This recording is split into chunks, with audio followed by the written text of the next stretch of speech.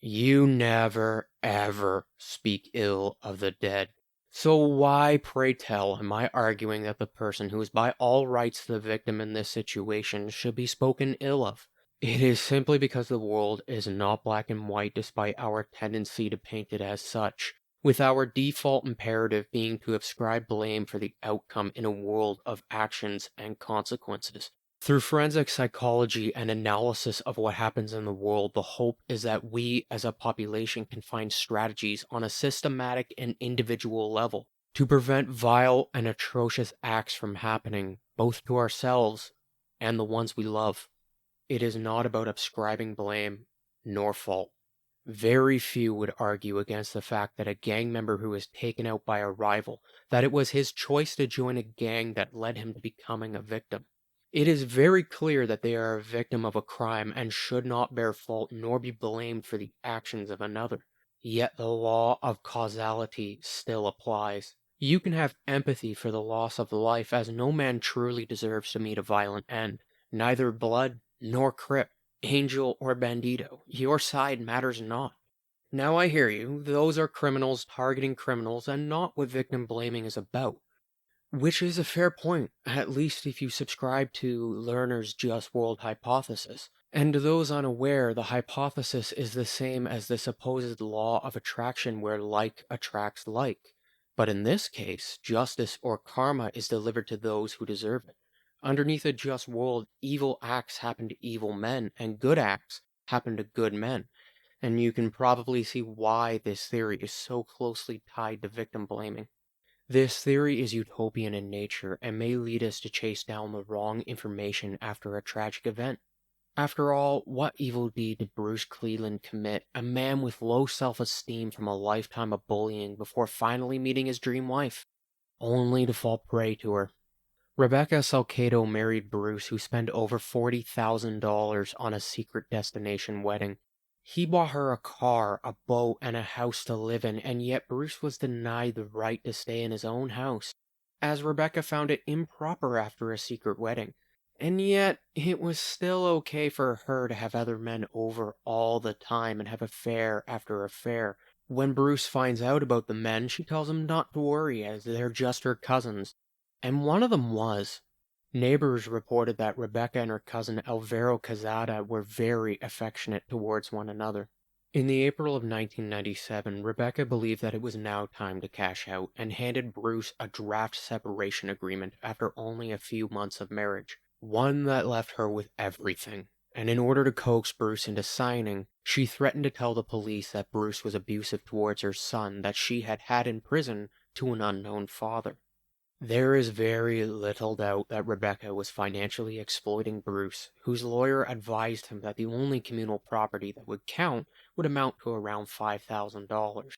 Despite this, Bruce returned Rebecca, hoping to make it work.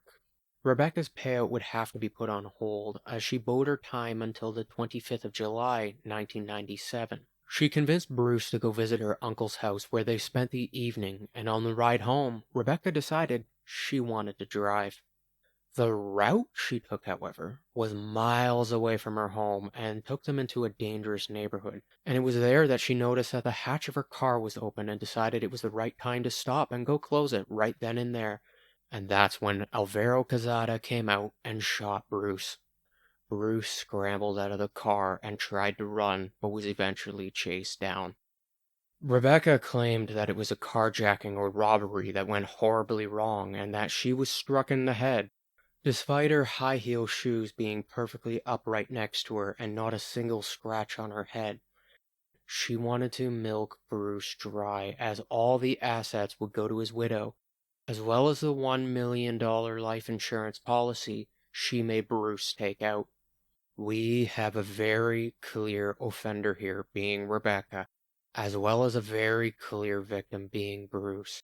You can have empathy for Bruce and still point out that he bears some responsibility for his choices and his inability to see past the multiple red flags in his sham of a marriage.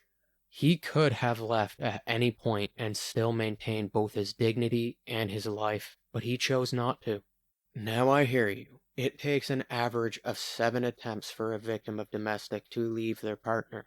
It is fully understandable that it is hard to leave, as the lowest of lows makes the mundane feel like the highest of highs. Bruce loved Rebecca, and the mind, when clouded by emotion, especially with someone we love, it will find any justification it can for any red flag that it finds.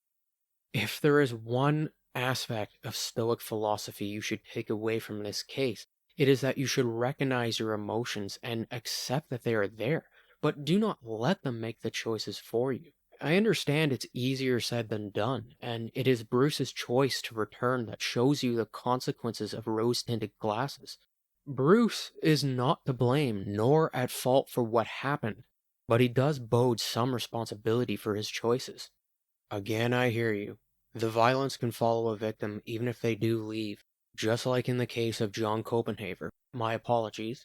He changed his name legally to War Machine before the victim Christy Mack began dating him. War Machine was a professional MMA fighter attempting to get into the UFC through the reality television Ultimate Fighter show, where he spent the majority of his airtime binge drinking, destroying property in their communal house, and fighting with other contestants outside of the ring.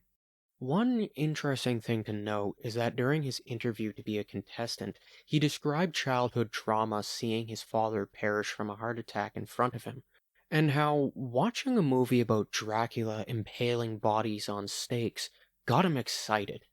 When children experience trauma, it is a very common occurrence to stunt mental development until the trauma is addressed.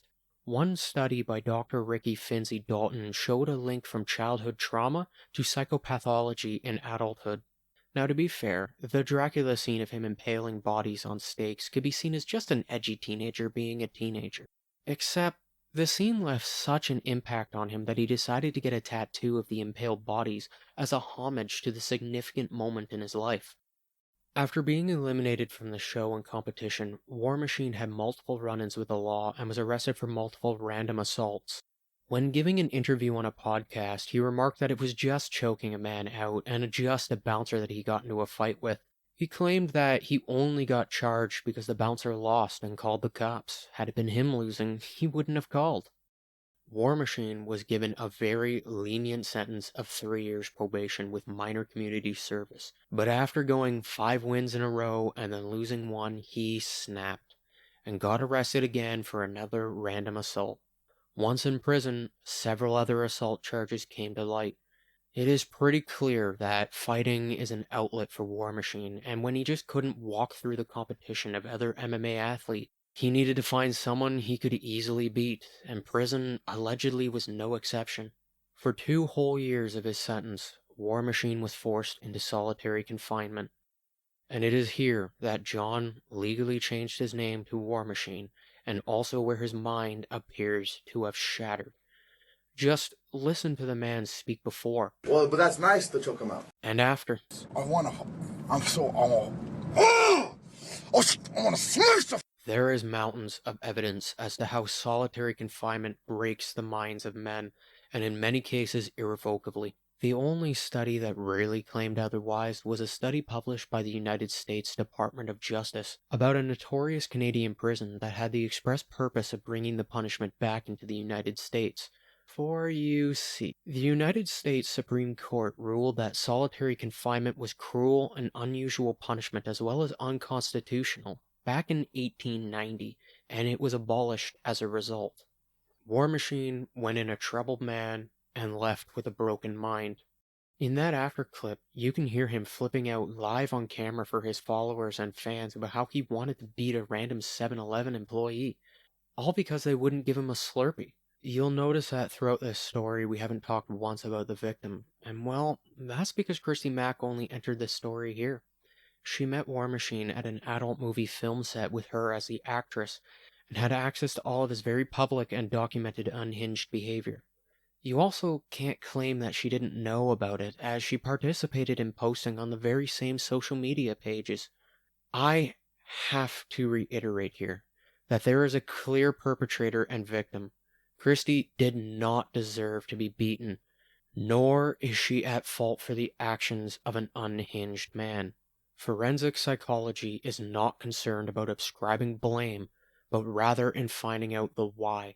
And Christy's why is sadly easy to find. Like most abuse cases, it does not start right away, but rather months into the relationship. And when it did start, it came out as monthly chokings and got to the point that she even called it normal. Again, I have to reiterate that it is very hard for a victim to leave their abuser, both out of fear and surprisingly love. It is just when you have a mountain of red flags prior to the relationship that at the first instance, Christy should have left and she did not. When she finally managed to muster up the courage to leave 13 months later, she made a critical error. Christy did not change the locks to her apartment, despite her abusive ex still possessing a key. War Machine just marched up one night and opened up the door before proceeding to beat her and her new boyfriend within an inch of their life.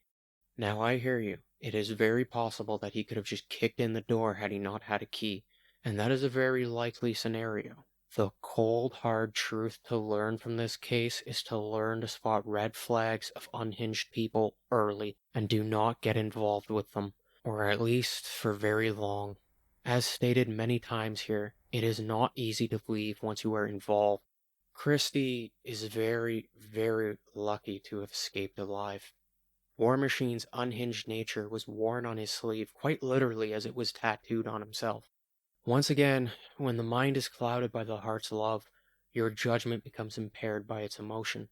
All flags end up looking red through rose-tinted glasses, and the stoic virtue of not letting your emotions cloud your judgment could have prevented this whole tragedy from occurring. Well, at least to her, as War Machine was so unhinged as he was bound to find victim in someone eventually. This is where we hear cries that we shouldn't teach women to need to be careful, but we should rather teach men not to be the perpetrator. Which is not only extremely sexist, as every crime has both perpetrators and victims belonging to both sexes. There is even a modern saying that chivalry is dead, as if chivalry had anything to do with women. It was about battlefield etiquette and what constitutes a war crime in the Middle Ages. But I hear you, it's the romanticized version, one that relies upon the belief that we can just teach the psychopathy out of the mind. In reality, the unscrupulous man knows the difference between right and wrong, actions and its consequences. He just doesn't care. And if you don't believe me, just listen to the words of the convicted. Are you proud of what you've done? No, ma'am. Do you have remorse for what you've done? No, ma'am. It is incredibly naive or ignorant to think that you can just teach past the hardwired neuron network of the psychopathic mind. If you think we can, then let me ask you if you think that we can just teach an autistic person not to be autistic. Both are hardwired in the brain, and with current technology it is impossible. And if you do think that it is possible, then please enlighten me, as the entire field of forensic psychology would love to know how to cure a man like Jerrod Murray. And so you're driving east, and so I guess at some point, did you decide now was the time? Yes, sir. Okay, and what happened? I loaded the gun quickly, chambered the round quickly, shot once, missed, shot a second time, hit. Jerrod Murray was suffering from a prolonged bout of psychosis when he had shot Jerrino Sanchez. He believed that he could talk to ghosts and find an infinite energy source via the space-time continuum. But the key takeaway to his crime and why Jerrino became a victim is because Jerrod was a fatalist. Fatalism, in a nutshell, is the philosophical belief that we are powerless to do anything other than what we actually do. In Jerrod's case, he believed that he was fated to take someone's life and went door to door in his dorm asking anyone for a lift to Walmart in exchange for $20 gas money. Not one person said yes, as Jerrod had a reputation for being unhinged and violent. There was something really weird about Jerrod and that he had finally snapped. Jerrino had Jerrod over and the student in that interview all the time to play video games together until one night, a minor scuffle nearly turned deadly. In a campus police report, Wyatt tells officers he was, quote, afraid of Murray, concerned that Murray would harm him, and concerned that Murray may try to blow him up. This all happened in Jerrino's dorm and in front of campus police, and yet he was still the man who quickly said yes to Jerrod's request for a lift to Walmart. He saw the good in every man and wanted to extend the olive branch, despite Jerrod not once showing a sign of remorse, nor guilt to the events that took place. It truly is hard, as Jerrino viewed him as a friend and was hoping that this would smooth things over. Wyatt Freeman was best friends with Gennaro Sanchez. He says both had concerns about doormate Jerrod Murray. They often played video games with him until October 3rd, when Wyatt and Murray got into a fight. He should have listened to his gut instinct, and while it may not be 100% reliable, psychologists such as Dr. Kevin Dutton have identified that we naturally feel uneasy around psychopaths. And while Jerrod may not technically be a psychopath despite looking like a textbook one, the principle still remains.